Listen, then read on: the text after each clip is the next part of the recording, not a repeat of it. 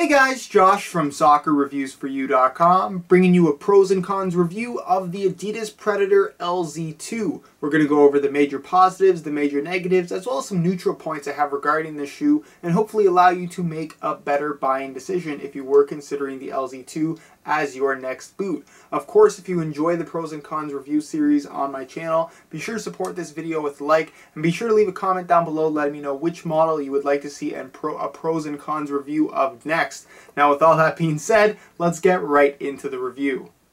Hybrid Touch Synthetic is a really positive aspect of the Predator LZ2. It's a synthetic material that is more or less designed to mimic a more natural leather feel. You can see it's relatively thin and it does have a slight padding about it, but for the most part it's very soft, it's very flexible, it feels natural against your foot, it stretches ever so slightly, and it just works well with the overall Lethal Zones feel of the Predator LZ2.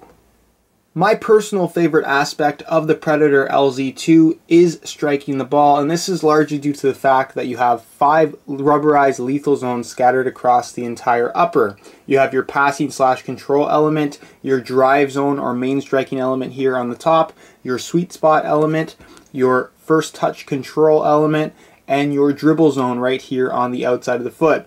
All of these different rubberized zones have their own different patterns, their own textures and finishes, but none of them feel bulky. They move very naturally with the flexibility of the Hybrid Touch Synthetic upper and maintain the responsive feel that you would expect from a shoe that honestly isn't very bulky at all. What's also great is that no matter what part of the foot you're using to strike the ball, you're going to get that additional grip of the Lethal Zones, and it's something that gives the boot a very precise feel when striking the ball when you do have all that extra grip. And I really did find that once I got used to using a pair of Predator LZ2s, anytime I started using a different shoe, I really found myself missing all of that extra grip, especially when striking the ball.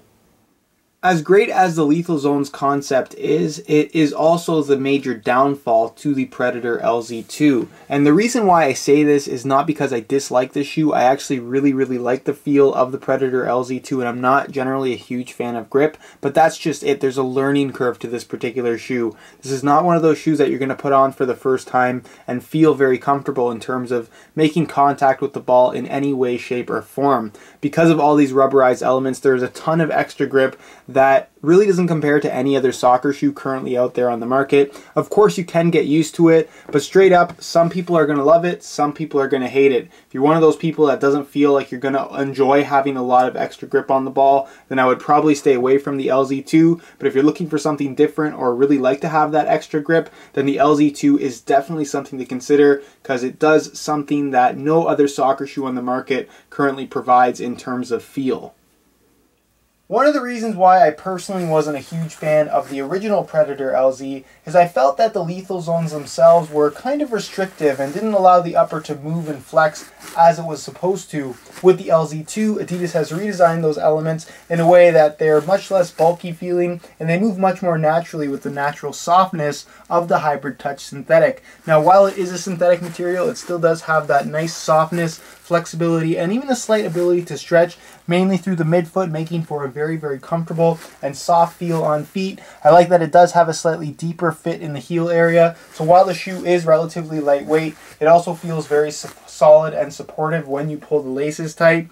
And in terms of overall width, it does have some stretch to it, but I wouldn't recommend this for people that have excessively wide feet. But for the most part, the LZ2 will fit most people. And also keep in mind that these guys do run true to size.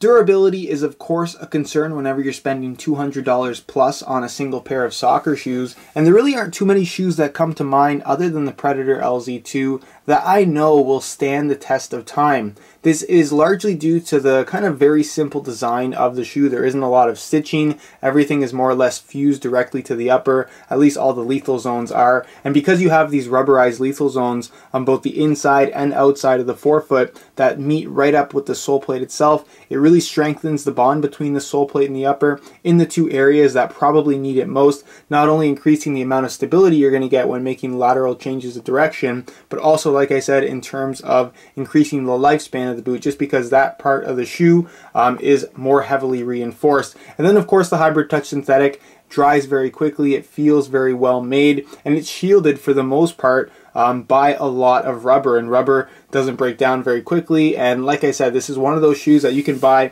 and count on to last for a relatively long time. Something that I'm personally not a huge fan of regarding the Predator LZ2 is the stud pattern. Now, the sole plate itself is a sprint frame construction, similar to what you're going to find on other top-end Adidas models. It's part of the reason why this is such a lightweight soccer shoe. You're going to have a harder plastic in the heel and midfoot, and slightly softer, more flexible plastic in the forefoot area, along with that triangular stud pattern that was adopted from previous models of the F50 Adizero. While the stud pattern does perform relatively well on firm ground natural grass playing surfaces, I'm just personally not a huge fan of the overall feel. I find that this particular stud pattern from Adidas requires a slightly softer natural grass playing surface to really perform optimally, I should say, simply because the studs do have a fairly large surface area and they don't penetrate the ground all that easily. But for the most part, like I said, this is more of a personal preference thing. It doesn't make or break the shoe in my opinion, and I still think it's very, very wearable, even if this isn't a stud pattern that is your favorite per se. Alright guys, that's it for my review of the Predator LZ2. On paper, the whole concept of the LZ2, like I said, isn't for everybody. By no means is this shoe going to improve your control, make your shot more powerful or more accurate, but it does have a learning curve, which is somewhat unusual for a pair of soccer shoes. With that being said, I wasn't expecting to like the LZ2 as much as I actually did once I did get used to it. Again, just keep in mind that really the main reason why you would buy something like this is to have a lot of extra grip on the ball, and there really aren't any equivalent models in terms of feel currently out there on the market. So again, if you are interested in more information on the overall performance, be sure to check out the full written review on my website, soccerreviewsforyou.com. I'll leave a direct link to that down below in the description. On that same review page, you're also going to find buy it now links with the best prices online, including exclusive SR4U coupon codes to get yourself some additional discounts on a pair of LZ2s, of which there are a lot of great deals right now, so I strongly suggest checking that out if you're interested. If you have any questions or suggestions, feel free to leave a comment down below, and I definitely will get an answer out to you. If you enjoyed today's video, of course, be sure to support it with a like. Subscribe if you haven't already for daily videos on all the latest soccer gear. You can find all of my social media information down below in the description as well. And other than that, guys, hope you enjoyed today's video, and as always, thanks for watching.